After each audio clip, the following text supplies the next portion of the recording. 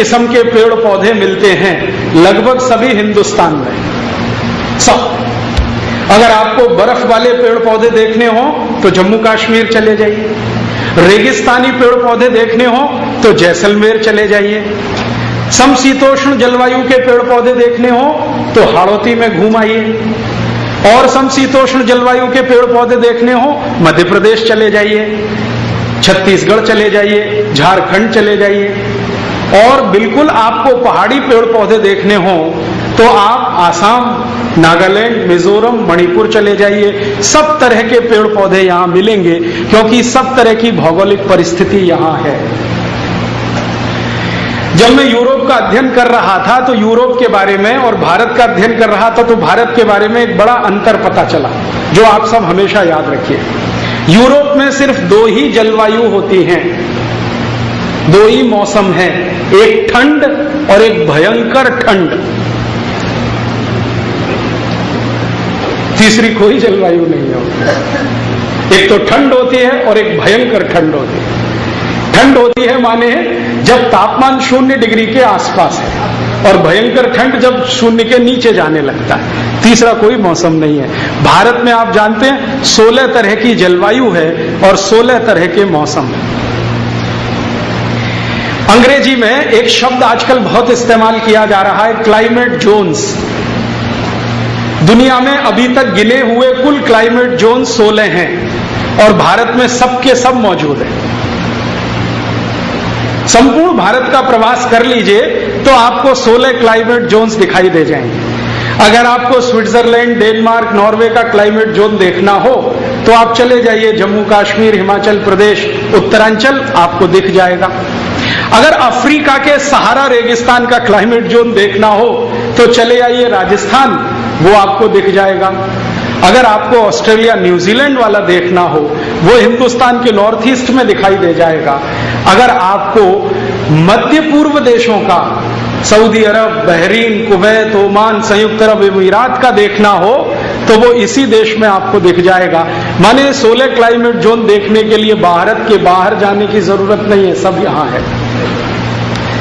और थोड़ा ज्यादा माइक्रो लेवल पे देखेंगे तो सारे के सारे 16 क्लाइमेट जोन आपको राजस्थान में ही दिखाई दे जाएंगे। सारी दुनिया में भारत की प्रशंसा हो रही है। उसमें एक बहुत बड़ा जो आधार है कि भारत में सभी तरह का मौसम है। और भारत में अगर हम देखें तो राजस्थान में सभी तरह का मौसम है।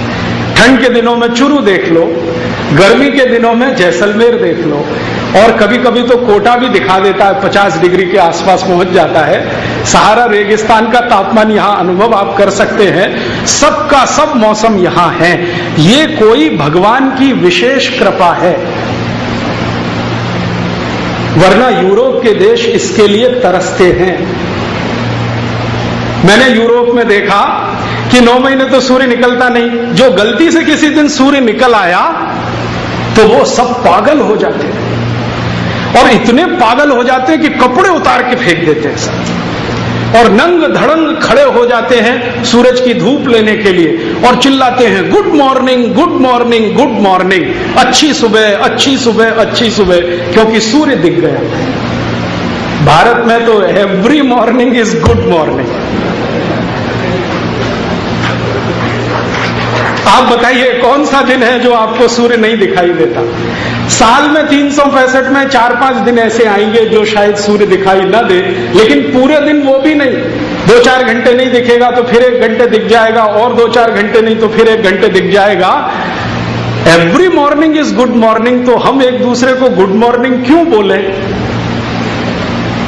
उनकी तो मजबूरी है कि उनको कोई अच्छी सुबह मिलती नहीं देखने को, तो वो एक दूसरे को विश करते हैं कि गुड मॉर्निंग।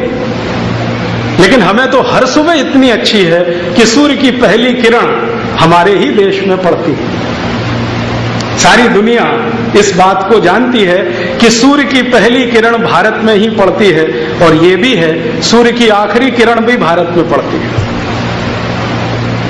तो जिस देश में सूर्य इतना मेहरबान हो और सूर्य के चारों तरफ सारे देवी देवताएं कृपावान हो, वो देश तो कोई विशेष ही होता है।